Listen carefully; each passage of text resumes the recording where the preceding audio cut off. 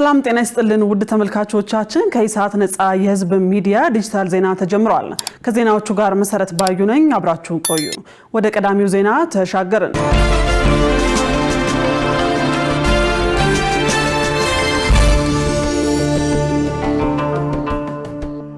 ጠቅላይ ሚኒስትር አብይ አህመድ ለ1444ኛው የኢድ አልፈጥር በዓል የእንኳን አደረሳችሁ መልእክት አስተላለፉ። በመልእክታቸውም በመንፈሳዊ ሆነ በዓለማዊ ጉዳዮች ውስጥ ዘርና ምርት የተቆራኙ ናቸው። ስለ ዲሞክራሲ ስናስብ ይህንን ሀቅ መዘንጋት የለብንም ብለዋል። የዘንድሮ የኢድ በዓል ስናከብር በዓለማችን ስለ ሰላም የሚነገረውን ያህል የዓለም ህዝቦች በሰላም መኖር ለምን አልቻሉም ብለን እንጠይቅ። የግጭትና የጦርነት ድንጋይ እየደጋገመ ለምን ይመታናል? ከአዛኝ ይልቅ ገዳይን እንደ ጀግና የሚያየው ልምዳችንን ለምን ገናና ሆነ? የሰው ልጅ ከግጭትና ከጦርነት ያተረፈው ድህነትና ኋላ ቀርነት መሆኑን እያየን ለምን አልተማርንም? ሰልጥነናል በምንለው ዓለም የሚኖሩ ወገኖቻችን እንዴት ግጭትንና ጦርነትን የሚያበረታቱ ሆኑ? ይህን ትውልድ እነዚህን ጥያቄዎች በሚገባ አጢኖ ምላሽ ሊያገኝላቸው ይገባል ብለዋል።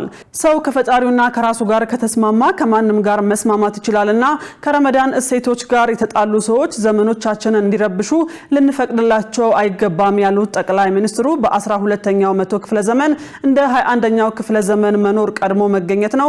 በ21ኛው ክፍለ ዘመን እንደ 12ኛው ክፍለ ዘመን መኖር ግን መረገም ነው። መግደል፣ ማገት፣ የገበሬውን ድርሻ ማቃጠል፣ ሴቶችን መድፈር፣ ማህበራዊ ተቋማትን መመዝበር፣ ቅርስንና ታሪክን ማበላሸት፣ ጠመንጃን የሁሉም ነገር መድኃኒት አድርጎ መውሰድ እነዚህን ሁሉ ከ800 ዓመታት በፊት ያለፉ የሰው ልጅ ጠባያት ናቸው ብለዋል። ከራሳቸው ከማህበረሰባቸውና ከፈጣሪያቸው ከሶስት አካላት ጋር የተጣረቁ ሰዎች ብርቶች ናቸው ብለው እንደ ኢትዮጵያ ሀገር ወዳድነታችን የሚታወቀውና መልካም ዜግነታችን የሚገለጠው በስራችን በመሆኑ ይህንን የኢድ አልፈጥር በዓል እነዚህን መልካም እሴቶች እያሰብን ሶስቱን ጤናማ መስመሮች እያጸናን ልናከብረው ይገባል ሲሉ መልእክታቸውን አስተላልፈዋል።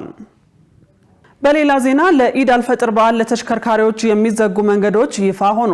ለ147ኛው የኢድ አልፈጥር ረመዳን በዓል ምክንያት በማድረግ በአዲስ አበባ በሚከናወነው የኢድ ሶላት ተጀምሮ እስኪጠናቀቅ ድረስ የተወሰኑ መንገዶች ለተሽከርካሪ ዝግ እንደሚሆኑ የአዲስ አበባ ፖሊስ ጠቅላይ መምሪያ ገልጿል።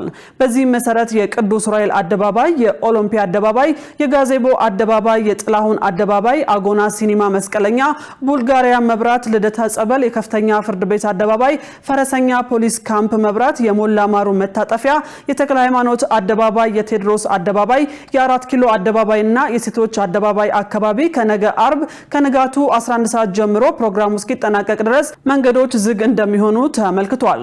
ጠቅላይ መምሪያው ከበዓሉ ዋዜማ ምሽት ጀምሮ በተጠቀሱት መንገዶች ላይ ተሽከርካሪ ለአጭርም ሆነ ለረጅም ሰዓት አቁሞ መሄድ የተከለከለ መሆኑን ገልጾ አሽከርካሪዎች አማራጭ መንገዶችን እንዲጠቀሙ አሳስቧል። ነዋሪዎች ነዳጅ በቁጠባ በመጠቀም ትብብር እንዲያደርጉ ከንቲባ አዳነች አቤቤ አሳሰቡ። ከንቲባዋ በማህበራዊ ትስስር ገጻቸው ባስተላለፉት መልእክት በአሁኑ ወቅት በመካከለኛው ምስራቅ በተፈጠረው ቀውስ ምክንያት ኢትዮጵያን ጨምሮ ነዳጅ ገዝተው የሚጠቀሙ ሀገራት አቅርቦቱ እንደ ልብ ለማግኘት መቸገራቸውን ገልጸዋል። ችግሩ ተፈቶ የነዳጅ አቅርቦት ስርዓቱ ወደ መደበኛ ሁኔታ እስኪመለስ ድረስ ነዳጅ በቁጠባ መጠቀም እንደሚገባ አስገንዝበዋል። ስለሆነም የከተማዋ ነዋሪዎች አጫጭር መንገዶችን በእግር በመጓዝ እንዲሁም የብስክሌት አማራጮችንና የኤሌክትሪክ ተሽከርካሪዎችን በመጠቀም ትብብር እንዲያደርጉ ከንቲባዋ ጥሪ አቅርበዋል። ወደ ውጭ ዜና ተሻገረን። እስራኤል የኢራንን የነዳጅ ማምረቻ መምታቷን ተከትሎ ቴሄራን በባህረ ሰላጤው ሀገራት የኃይል ማመንጫዎች ላይ ጥቃት ፈጸመች። በሌላ በኩል ዶናልድ ትራምፕ ኢራን ዳግመኛ ኳታርን የምታጠቃ ከሆነ በዓለም ከፍተኛ የሆነውን የኢራንን የነዳጅ ማምረቻ እንደሚያጋዩት አስጠንቅቀዋል። ሸሪፍ ኢማም ተጨማሪ ያለው የአሜሪካው ፕሬዝዳንት ዶናልድ ትራምፕ በዓለም ከፍተኛ የነዳጅ ማምረቻ የሆነውን በደቡብ ፋርስ የሚገኘውን የኢራን የነዳጅ ማምረቻ እንደሚያጋዩት አስጠንቅቀዋል። ምክንያት ያሉት ደግሞ ኢራን በኳታር ላይ ዳግመኛ ጥቃት ከፈጸመች ነው። ትራምፕ ማስጠንቀቂያውን ያስተላለፉት ረቡዕ ምሽት ላይ በማህበራዊ ሚዲያ ገጻቸው ነው። ኢራን እስራኤል ረቡዕ ዕለት በደቡባዊ ፋርስ የነዳጅ ስፍራ ላይ ጥቃት መፈጸሟን ተከትሎ በኳታር ላይ ጥቃት ፈጽማለች ተብሏል። ትራምፕ ባጋሩት ጽሑፍ አሜሪካ እስራኤል በኢራን ላይ ስለወሰደችው ጥቃት ምንም አታውቅም፣ ነገር ግን ስለ ጉዳዩ የሚያውቅ አካል ረቡዕ ዕለት እንዳለው አሜሪካ እስራኤል የጋዝ ማምረቻውን ለማጥቃት ማቀዷ እንደተነገራት፣ ነገር ግን በጥቃቱ እንዳልተካፈለች ተናግረዋል። ጥቃቱ ከተፈጸመ ከሰዓታት በኋላ የኳታር አንድ የባለስቲክ ሚሳይል ግዙፍ ፈሳሽ የተፈጥሮ ጋዝ ማምረቻውን ተቋም በመምታቱና እሳት በማስነሳቱ ከፍተኛ ጉዳት ተከስቷል ሲሉ ባለስልጣናት ተናግረዋል። ኳታር የኢራን ሚሳይል በዋነኛ የነዳጅ ማምረቻዋ በራስ ላፋን ላይ የፈጸመውን ከፍተኛ ጥቃት ተከትሎ በሀገሯ የሚገኙ የኢራን የደህንነትና ወታደራዊ አታሼዎች ሀገሪቱን ለቀው እንዲወጡ አዛለች። በሌላ በኩል የኢራንን ጥቃት ተከትሎ የተባበሩት አረብ ኤሚሬትስ ሀብሻን የተሰኘውን የነዳጅ ማምረቻዋን ዘግታለች። ሳውዲ አረቢያ በበኩሏ 2 የነዳጅ ማጣሪያዎቿ ጥቃት እንደደረሰባቸው አስታውቃለች። ሪያድ እንዳለችው በኢራን ላይ የነበረው እምነት አሁን ላይ ጨርሱኑ ተሟጧል ብላለች።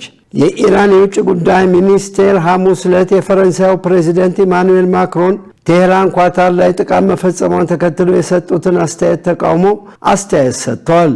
ማክሮን ሐሙስ ጠዋት ላይ በጽሑፍ ባጋሩት መልእክት ከአሜሪካው ፕሬዚደንት ዶናልድ ትራምፕና ከኳታሩ አሚር ጋር ስለደረሰው ጥቃት መነጋገራቸውን ገልጸዋል። ማክሮን በኤክስ ገጻቸው እንደጻፉት የሲቪል መሰረተ ልማቶችን በተለይም የኤነርጂና የውሃ አቅርቦት ተቋማትን ኢላማ ካደረገው ጥቃት ላይ ያለምንም መዘግየት እገዳውን ተግባራዊ ማድረግ ይገባል ብለዋል። የኢራን የውጭ ጉዳይ ሚኒስትር አባስ አራጋቺ የትራምፕን መልእክት በመጥቀስ የማክሮንን አስተያየት አሳዛኝ ብለውታል።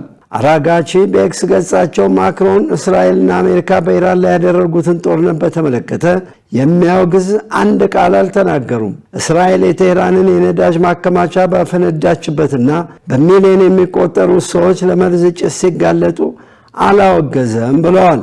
ይህ በእንዲህ እያለ ኢራን በእስራኤል ላይ መልሶ ማጥቃቷን አጠናክራ ቀጥላለች። በጥቃቱም በቴል አቪቭና በኃይል በተያዘው ዌስት ባንክ 4 ሰዎች ተገድለዋል ተብሏል። አሜሪካና እስራኤል በኢራን ላይ የከፈቱት ጦርነት የኢነርጂውን ገበያ በከፍተኛ ደረጃ እንዲያሻቅብ እያደረገው ነው። የነዳጅ ዋጋ በዓለም አቀፍ ገበያ መጨመሩን ተከትሎ ሌሎች ቁሳቁሶችም ዋጋ እየጨመሩ ነው። መረጃው የአሶሺየትድ ፕሬስ ነው። ውድ ተመልካቾቻችን ኢሳት ዲጂታል ዜና በዚሁ ተጠናቀዋል። ከዜናዎቹ ጋር አብሬያችሁ የቆየሁት መሰረት ባዩ ነበር። ቁጥሩ ጊዜ ከኢሳት ጋር ሰላም።